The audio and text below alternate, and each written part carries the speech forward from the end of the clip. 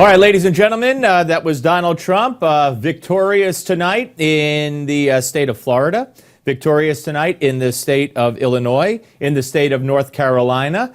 He also won the Northern Mariana Islands that had 9 delegates. And Missouri is still too close to call. And, of course, John Kasich won the winner-take-all state of Ohio. Now let's welcome in Roger Stone, Republican political consultant and author of The Clinton's War on Women and his latest book, Jeb and the Bush Crime Family. Hello, Roger. What a night. Wow. Yeah, I got to tell you, it must be very satisfying. Am I wrong, or did I not hear Donald Trump mention the name Ted Cruz once? No, there was no reference to Cruz that I was able to hear.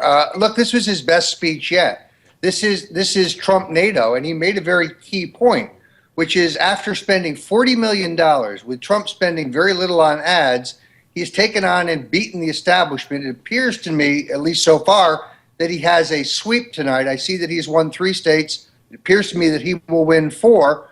This is all forward momentum, and I have to conclude that the demonstrations in Chicago actually rebounded to his benefit. Standing up to that has abounded to his benefit. A big win by Donald Trump tonight, I think, because of it. Well, that was going to be my next question to you. He alluded to the negative ads and the millions and millions and millions of dollars spent unprecedented in the last couple of weeks against him. We had the violence in Chicago. We had the thug rushing the stage in Ohio. And, of course, we had the other Republican candidates piling on him and blaming him, as did the media, as did Hillary, as did Bernie. And I have to agree with you. And I said it at the time. Thank you. Not thank you for the violence, but thank you for the reaction. And it has helped Donald Trump.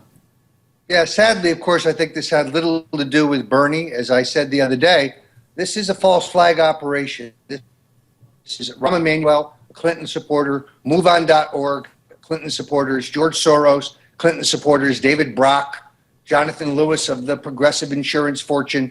That's who paid for these faux demonstrators. They may have been wearing Bernie T-shirts, but these were not Bernie people. And the goal is clear, Steve. They want to shear off those economic blue-collar Democrat voters who are disgusted by NAFTA, who are destroyed, whose livelihoods have been destroyed by these international trade deals that Trump spoke so eloquently about tonight. That is the goal. Clearly, Hillary is going to roll against Bernie and that segment of Bernie's constituency who are not enamored of the ruling elite and of Wall Street and of these trade deals could very well become Trump voters. Yeah, well, Trump talked about expanding the party. He said he spoke to Mitch McConnell and he spoke to Paul Ryan, and they were very good conversations. Yet Paul Ryan today spoke at the same event that Barack Obama did and talked about how candidates have to denounce violence, which he did, but implying that he didn't. Talk about the expanded. I mean, he was talking about people in Florida, polling stations where he was told there'd be 2 or 3 people, an exaggeration perhaps, but there were tons of people, first-time voters, independents, Democrats coming over to vote Republican. Yeah, and I must tell you, Steve, a lot of problems in Ohio. Democrats showing up wishing to vote for Trump were not explained. They could do so by changing their registration to the Republican Party on the spot. Many, many, many complaints about that. Structural problems with the Ohio ballot. I'm working with the Trump Ballot Security Project. We may be bringing a lawsuit to challenge the results of the primary, or we may challenge those results before the Credentials Committee. But make no mistake about it, Ted Cruz, I predict, will win the endorsement of Jeb Bush very shortly.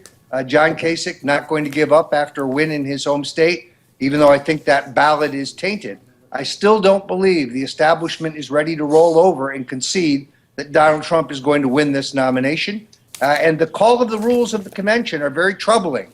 It appears to me that nobody is bound on the first ballot, and that is problematic. All right. Now, there's a theory out there. Sam Wong, who is a neuroscientist out of Princeton, who also outpredicted the experts in 2012, politically speaking, says that the fact that Kasich won is actually good for Donald Trump because it keeps Kasich in the race. and it's not a two-man race going forward, and this will help Donald Trump the rest of the way if, in fact, it remains a three-man race as opposed to one-on-one against Cruz. Your take on that theory? Well, it does divide the opposition. Look, Trump has benefited enormously from a split field. And it's even though he has inched close to 50% in some states, he has never surpassed it. So, yes, I think he now benefits from the fact that Cruz cannot claim to be the only one in contention, that Kasich stays in the race. They divide that vote, very much so. But I must tell you, Steve, these convention rules are being consistently rigged against Trump. I don't believe California will end up being winner-take-all as expected because of flaws in the language there, in the party rules. I think that this new call of the convention has unbound a number of delegates that Trump rightfully won in primaries and caucuses. So the establishment is not giving up on their efforts to take this nomination away from Trump at some kind of a contested convention. I read that Kasich would have to win 110% of all the remaining delegates available to get the needed number to be the nominee. It's interesting that Kasich loses Illinois. If he had won Illinois and Ohio, then you could say maybe he was putting something together. But he didn't finish, as far as I could tell, and even in Missouri, where it's still too close to call, he didn't finish as high as second in any of the others except for Ohio, where he won. What does that tell you? Well, and also just interesting that he lost both Illinois and last week Michigan, the states surrounding Ohio.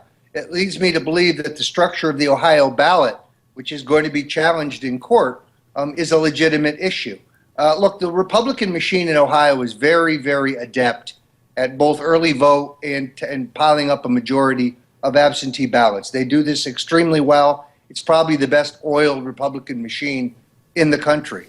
But Kasich remains in the race. That's probably a good thing for Trump. The expectation level was a bit lower for him in Ohio.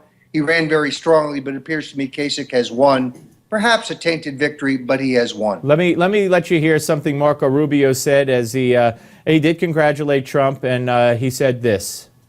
I want to congratulate Donald Trump on his victory, a big victory in Florida.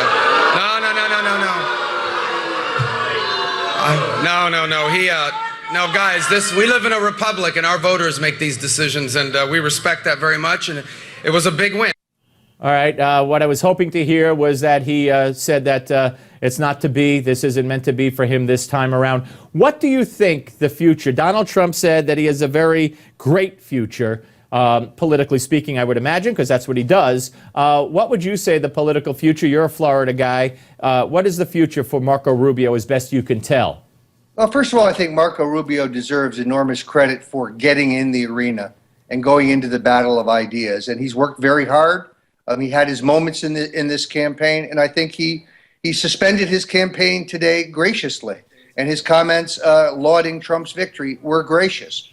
Look, I'm a Nixonian. I don't think anybody is ever finished until they say they are. Nixon basically said, you're not finished when you're defeated. You're only finished when you quit. Marco Rubio doesn't appear to me to be a quitter. And I do think he could mount a viable campaign for public office again, perhaps for governor. So, he's a young man. He ran a hard race. He worked very hard. And my hat's off to him tonight. It takes courage to get into the arena. All right, Roger, I want to thank you very, very much for your time, and we appreciate it as always, sir. Glad to be here, Steve.